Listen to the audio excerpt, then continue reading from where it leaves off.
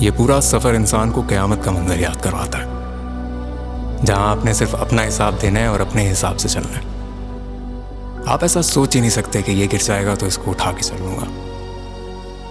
वहाँ इंसान यही सोचता है कि यार मैं चल लूँ, यही बहुत बड़ी बात है। चूँकि ग्लोबल वार्मिंग से मौसम वाकई तब्दील हो रहे हैं, टेम्परेचर बढ़ रहे हैं, and we are beginning to see unprecedented and unexpected changes in global weather system, जिन वेदर सिस्टम्स पे हमारी सिविलाइजेशन बुनियाद है।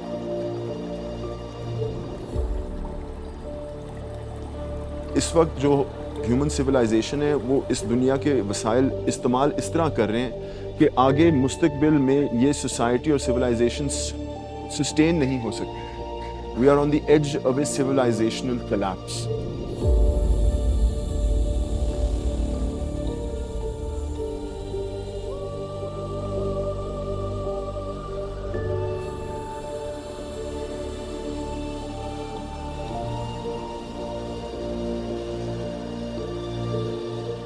जो बारिश गिरी पड़ी होती है मानसून के नतीजे में, वो बर्फ़ बन जाती है सर्दियों में, तो the ice increases in the winter. इस साल बर्फ़ नहीं बढ़ी, there was no increase in ice in the HKH।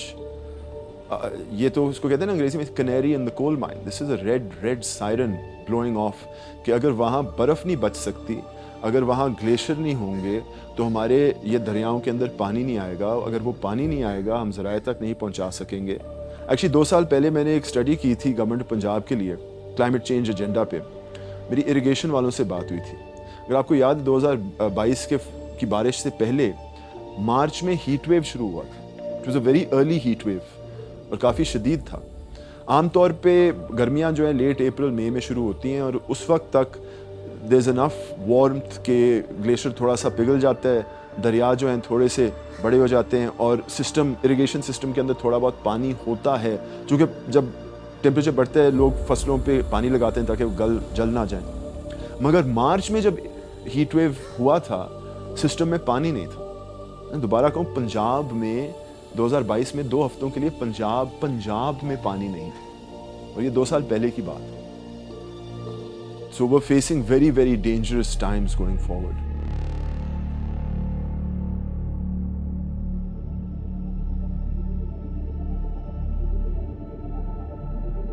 अगर सिंध में फ्लड्स आ जाएं खुदा न खास्ता या बलूचिस्तान में, तो आप देखेंगे सारे मुल्क में उसके असरात महसूस होते हैं। सो ये सोचना कि कि हम नहीं अफेक्ट होते या हम कुछ साल बाद अफेक्ट होंगे, that is an irrelevant thing. अब वो एक बिल्कुल पुरानी सी सोच है, स्पेशली बिकॉज़ गर्मी बढ़ रही है, हम हर रोज़ अफेक्ट हो रहे हैं उससे। जब ठंड आती है तो वो कम अरसे के लिए आती है लेकिन शिद्दत से आती है, वो भी एक क्लाइमेट चेंज का असर है। सिमिलरली जो खाना है, समथिंग जो people don't talk about much, आपकी जो क्रॉप्स हैं उनके अंदर जो न्यूट्रिशन वैल्यू है वो क्लाइमेट चेंज की वजह से कम हो गया है। अगर आपकी हवा में ज़्यादा कार्बन डाइऑक्साइड है तो आपका जो प्लांट है, जो फूड है, वो कार्बन डाइऑक्साइड एब्जॉर्ब करता है। I mean it absorbs this carbon, तो उसका न्यूट्रिशन वैल्यू कम हो जाता है। तो हम सब हर तरह से क्लाइमेट चेंज से हर वक्त मुतासिर हो रहे होते हैं।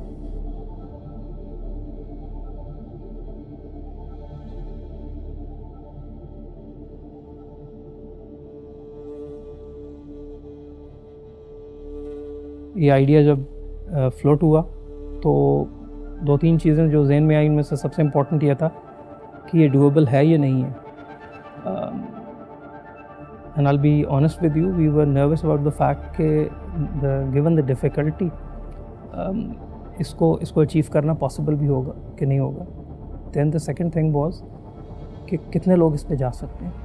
But once we were determined कि ये इस चीज़ को करना इम्पॉसिबल नहीं है, सारा इसकी जो मोटिवेशन थी और स्ट्रेंथ थी वो team itself, the senior management team, उसी से आई।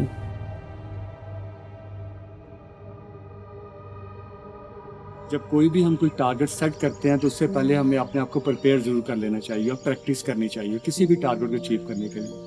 तो वो हमने अल्हम्दुलिल्लाह सारी टीम ने मिलकर उस पर किया और मैं जो समझता हूँ कि जो सबसे बड़ी जो सपोर्ट है वो टीम की है। एक्साइटमेंट भी है, उसके साथ साथ कुछ फियर्स भी हैं इसको कुछ हद तक तो हमने कवर अप किया है विद इन द ट्रेनिंग। उधर जाके एक तो हम सफाई करेंगे भी और उधर से भी जो गार्बेज है उसको हम नीचे लेके आएंगे, प्लस जो अपना गार्बेज है उसको भी हमने मैनेज करना है। और K2 का नाम ज़हन में आते ही आता है कि जो ये क्या कर रहे हो भाई आप जी आर यू ओके? मुझे कहले के पहाड़ों से इश्क है।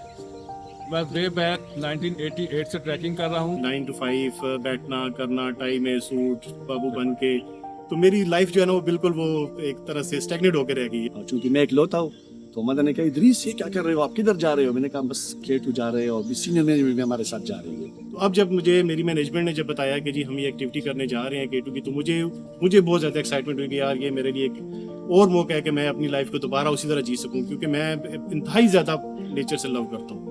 आप इंजॉय के साथ साथ अपनी सेल्फ इनर कैपेबिलिटीज़ को भी इनहांस करते देखते हैं कि जी आपके अंदर कितनी कैपेबिलिटीज़ है और किस तरह आप इस तरह के फियर्स को और इस तरह के स्ट्रगल्स को कवर अप करते हैं।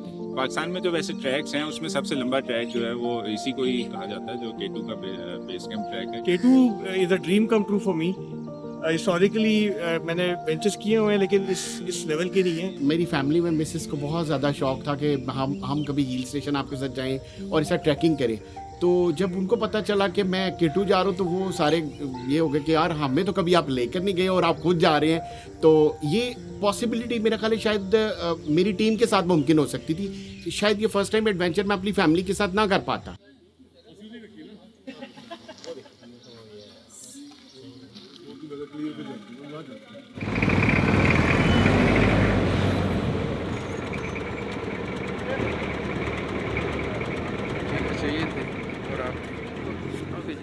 कि सबकी एंट्री हुई है, चेक किया उन्होंने, एक एक की पूरी अटेंडेंस लगाई है। अब हम सारे के सारे दोबारा अपने सफ़र को इंशाल्लाह ताला जारी रखेंगे। अब थोड़ा सा ग्रीनरी और उसके बाद तो मेरा ख्याल बड़ा टफ सफ़र होगा, लेकिन जब चल पड़े हैं तो फिर इंशाल्लाह ताला सफ़र भी कट ही जाएगा।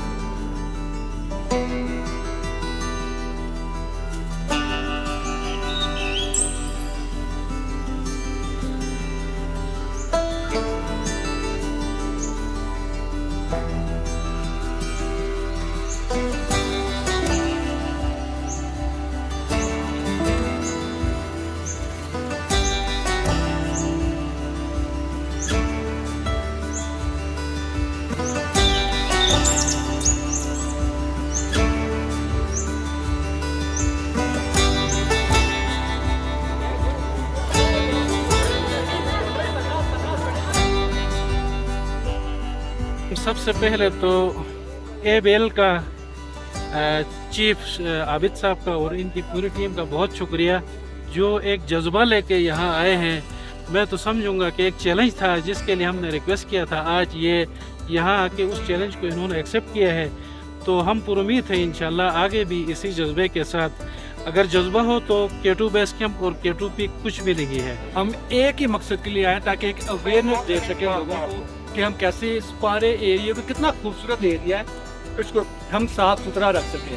अगर हम अपना सबसे पहले हम अपने आप को साफ सुथरा रखें, अपनी जगहों को साफ करें और उसके बाद एक पूरी कैंपेन लेकर आए हैं कि ये पूरा K2 बेस कैंप तक जाना है। और आपको मैं बता दूं, हम में से कोई भी ट्रैकर नहीं है, याद रखो जो हमारे साथ जा रहे हैं, हमने कोई ट्रैकर नहीं है। सब दफ्तरों में हम सब ऑफिस में टाई लगा के सुबह से 9 से 5 6 7 जो काम करने वाले लोग हैं। लेकिन हमारे दिल में ये बात है कि यार ये इतना अच्छा खूबसूरत एरिया है, K2 तक का है। हम लास्ट ईयर आए, हमने दियोसाई की क्लीनिक ड्राइव की, बीच कराची की इनके पास CKNP के पास है।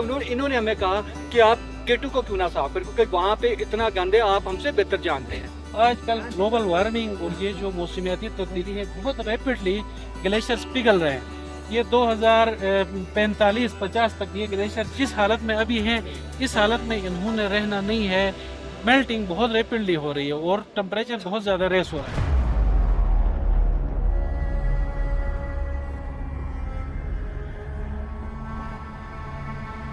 फार्नर्स इतने उसूल पर चलता है, जो वो मिठाई खाता है ना, उसका छिलका वो कहीं नहीं फेंकता है, जेब में डाल के लेके जाता है। जहाँ पर डस्टबिन जो लगा हुआ है ना, सीधा वो जाके वहीं पे फेंकता है। ठीक है, हमारा पाकिस्तानी इसका इतना ख्याल नहीं रखता है जितना फार्नर रखता है।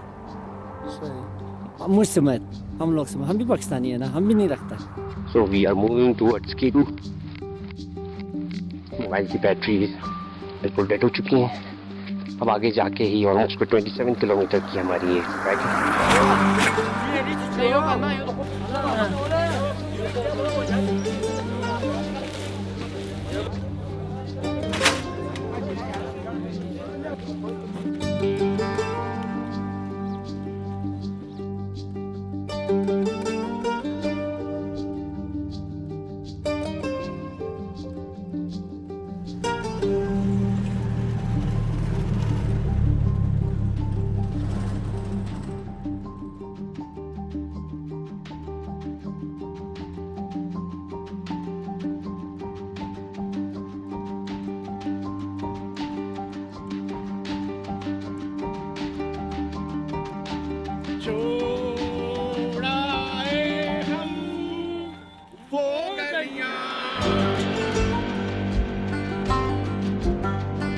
सफर का टुकड़ी हो गया। ज़ाहिरी बात है, जहाँ टूरिज़्म होती है, फ्लो होता है, ट्रैफिक होती है, वहाँ पे वेस्ट जनरेशन होती है डेफिनेटली। तो वो फिर इस जैसे टेरेन में जहाँ हम खड़े हैं और आगे बल्तोरो ग्लेशियर और पीक्स के बेस कैम्प में इस वेस्ट को मैनेज करना न सिर्फ चैलेंजिंग है, बल्कि बहुत सारे जो है वो ह्यूमन प्लस फाइनेंशियल रिसोर्सेज भी दरकार होते हैं।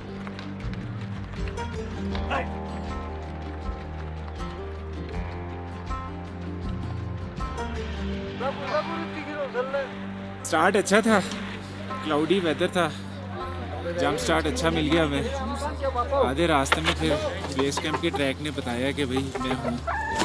हमें लग रहा था कि बहुत मुश्किल है to be honest frankly speaking, और एक दो दफ़ा जाके जब हमने लंच ब्रेक किया दरम्यान में, नहीं लंच क्या था और नूडल्स थी और हल्का फुल्का सा चाय शाय पी हमने। पर यह है कि उसको उस वक्त लग रहा था बड़ा टफ है, बट अब इस टाइम एक दफ़ा दोबारा एनर्जी लेवल सारी टीम के अंदर आया हुआ है। तो मैं समझता हूँ शायद इस माहौल की, ये पहाड़ों की और इसकी जो हवाएं चल रही हैं, इसकी एक अपनी एक वो ताकत है, एक स्ट्रेंथ है जो आपको मोटिवेट करती है आगे की तरफ जाने के लिए। कहते कहते थोड़ा सा और चल लेते हैं सर चलें यार, पता चले कि K2 ट्रैक पे कोई आया है।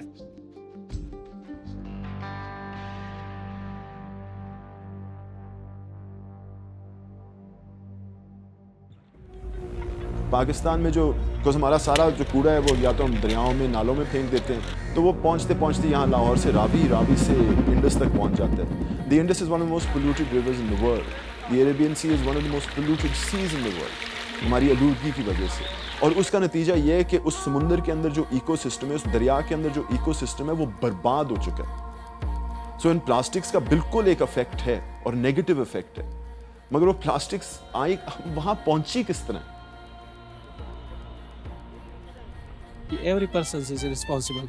ये सिर्फ CKMP की जिम्मेदारी नहीं है, बल्कि जो जाने वाला टूरिस्ट है, क्लाइंबर है, ट्रेकर है, जैसे मीडिया के लोग के, तमाम ह्यूमन बीइंग, जो भी विजिटर, मैं कहूँगा कि जो भी विजिटर जाता है पार्क के अंदर, they all are equally responsible to retrieve back their waste. और इसमें यह है कि फैसिलिटेशन के लिए ये हमने ह्यूमन रिसोर्स वहाँ पे डिप्लॉय किया हुआ है। जी हमें पता है कि ये टेरेन ऐसा है कि एग्जॉस्ट होते हैं लोग, तो हम ये नहीं कहते हैं कि आपको जो बैग हमने प्रोवाइड किया है VRC में उसमें आप वेस्ट लेके आ जाए। हम ये कहते हैं कि जो चाय के लिए टी ब्रेक में जो वेस्ट होता है उसको आप बैग में डालें, और जो आपका कैंप है वहाँ पे हमारे क्रू होते हैं उसके हैंड ओवर करें।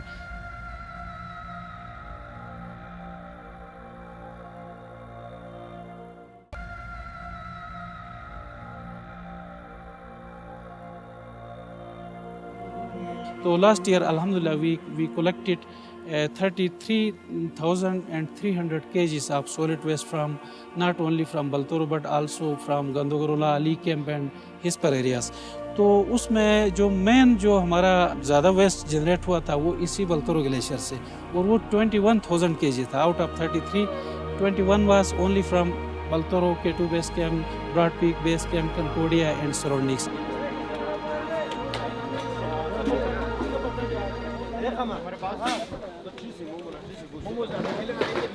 और हम आपको बड़ा मिस करेंगे ऑनेस्टली।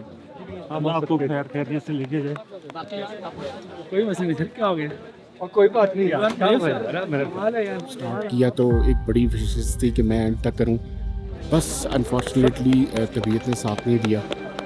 मुझे ये बड़ा टफ डिसीजन था मेरे लिए कि मैं यहाँ पे क्विट कर रहा हूँ इस अपने ट्रिप को, लेकिन मेरी बेस्ट विशेस हैं मेरी टीम के लिए। ये जो लास्ट हमारा जो हमने किया है ट्रैक, इसमें डस्ट काफ़ी ज़्यादा थी और जिसकी वजह से एलर्जी हो गई मुझे, तो सांस लेने में प्रॉब्लम है। स्टेटस ये है कि हमारे 2 मेंबर जो हैं उनकी तबीयत ख़राब हुई है। बहुत हार्ड फीलिंग्स हैं टू बी ऑनेस्ट। हमारे बड़े अच्छे वो मेंबर्स थे, उन्होंने बड़ा हमें सपोर्ट किया। हर लम्हे के ऊपर उनके चुटकुले, उनकी बातें हमें याद आती रहेंगी। बट जो कि हमने अपना एक टास्क लिया हुआ था, एक मिशन था, एक टारगेट था, तो बाकी टीम के अंदर एनर्जी पूरी है। इनकी सेहत के लिए दुआ गो हैं। मैसेज सिर्फ ये है कि जब आप आएँ तो अनसीन बहुत सारी चीज़ें ऐसी होती हैं कि जो आपको नहीं पता होती हैं, बट हमें उसके लिए प्रिपेयर होना चाहिए। खासतौर पे कंपनी जो है ना आपकी बहुत मिस करेंगे, और इंकरेजमेंट और चीज़ें सारी ना बहुत भारी, दिल पर बहुत भारी हुआ, दिल में बहुत आस हो रहा है। Abid Saab and the team members are reaching towards ends. It was too long for. और जो हमारे साथी बीमार हो गए उनको भी सेहत दे, खैरियत से वो भी वापस जाएं, और हम भी इंशाल्लाह ताला सब खैरियत से इंशाल्लाह।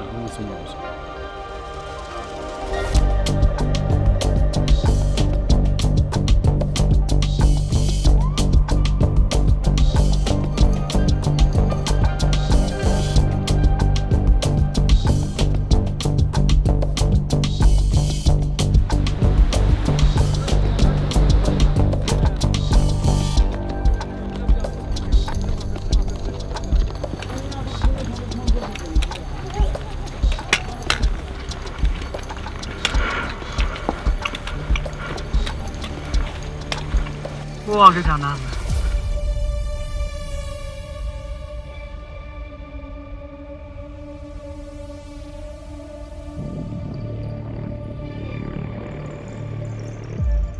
लेफ्ट देखते देखते राइट पे भी ध्यान रखना है। राइट पे भी देखना, राइट से ना कुछ चीज़ आ जाए। खाली लेफ्ट को देख रहे हो। जब तक हम ये आदतें अपनी तब्दील नहीं करेंगे, we are hurtling towards a disaster.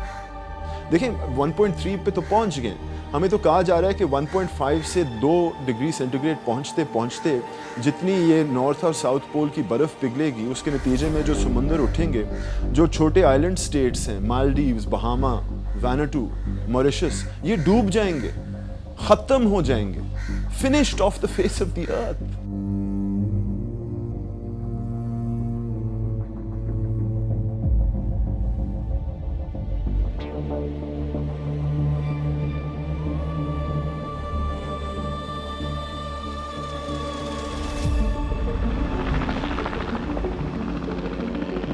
कर दिया सारे, चलें।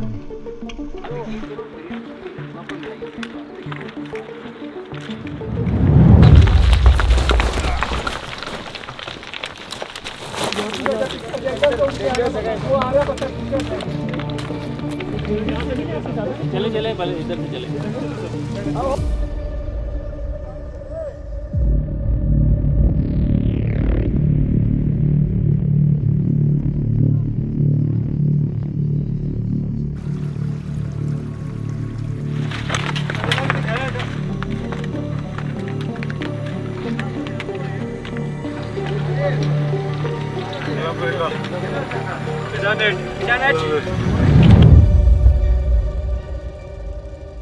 टफेस्ट बात थी, हमने ट्रैक के बारे में बड़ा सुना था, पर कि हमें इतना नहीं पता था कि इतना स्केरी और इतना डेंजरस भी था भाई। सीधी सी बात है, 1-2 जगहों पे आके तो बस हमने सोचा कि यार ये थोड़ा सा हमने कोई गलत स्टेप तो नहीं ले लिया है, ये हमने क्या कर दिया भाई, इतना तो नहीं था, इतना तो हम सोच ही नहीं सकते थे। एक पहाड़ चढ़ते हैं, दूसरा उतरते हैं, और बिल्कुल आपकी नैरो सी जगह है, थोड़ा सा आप राइट लेफ्ट पे हुए नहीं तो बहुत नीचे डीप पे चले जाए। आपके जहन में कभी कभी ये आता था कि यार ये मेरे हाथ में स्टिक और ये जो बॉटल है मैं ये भी फेंक दूं, मैं अपना ऊपर वाला ट्राउजर भी फेंक दूं उतार के, मैं इतना हल्का हो जाऊं कि मैं निकल जाऊं। मेरी टांगे ऑटो पे थी कि बिल्कुल ऑटो चल रही है, कोई पता नहीं कि कैसे जा रहे कैसे नहीं। वो हमने ये कैंप देखा ना दूर से, थोड़ी तसल्ली हमें हुई, कैंप पास आ गया, लेकिन कैंप वो जो आखिरी घंटा वो नहीं गुजर रहा था। एक टाइम पे इस तरह मुझे लगा कि मैं शायद मैं न जा सकूं, क्योंकि ऊपर से फैमिली बहुत याद आ रही थी और नीचे से ये जो बाल्तोरो का रिवर था, ये जब देख रहा था तो मैंने कहा बस मेरा सर चकरा रहा था।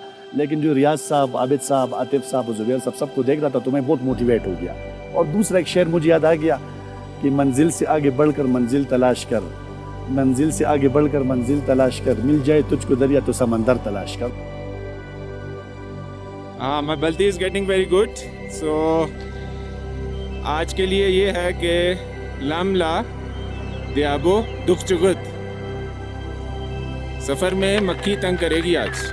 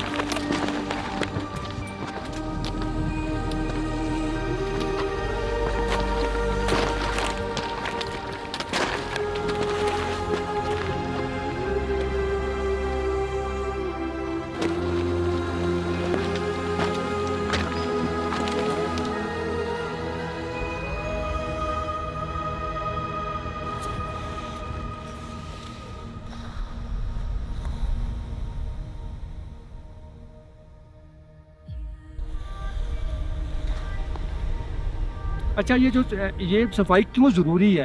डेफिनेटली आप लोग माशाल्लाह यहाँ पे हम तो आज आए हैं, इतना सफ़र करके आप सोचें. हमारे साथ यहाँ पे कराची से भी लोग हैं, मेरी टीम में मुल्तान से भी लोग हैं, सुवास से भी लोग हैं, पिंडी से भी हैं, लाहौर से भी हैं.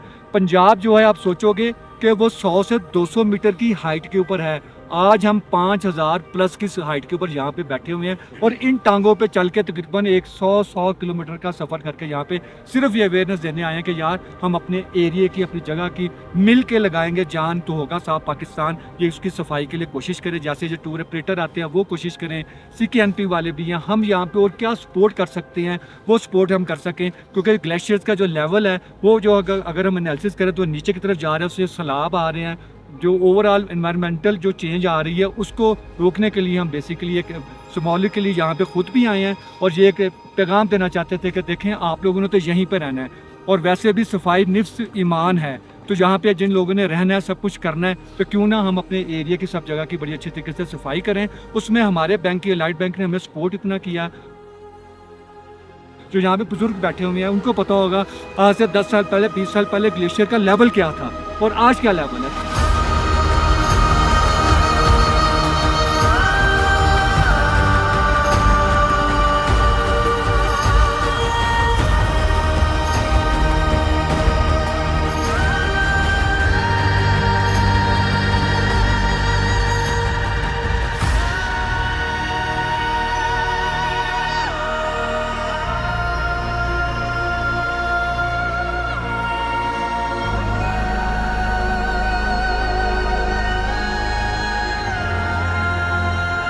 मिलकर लगाएंगे जान.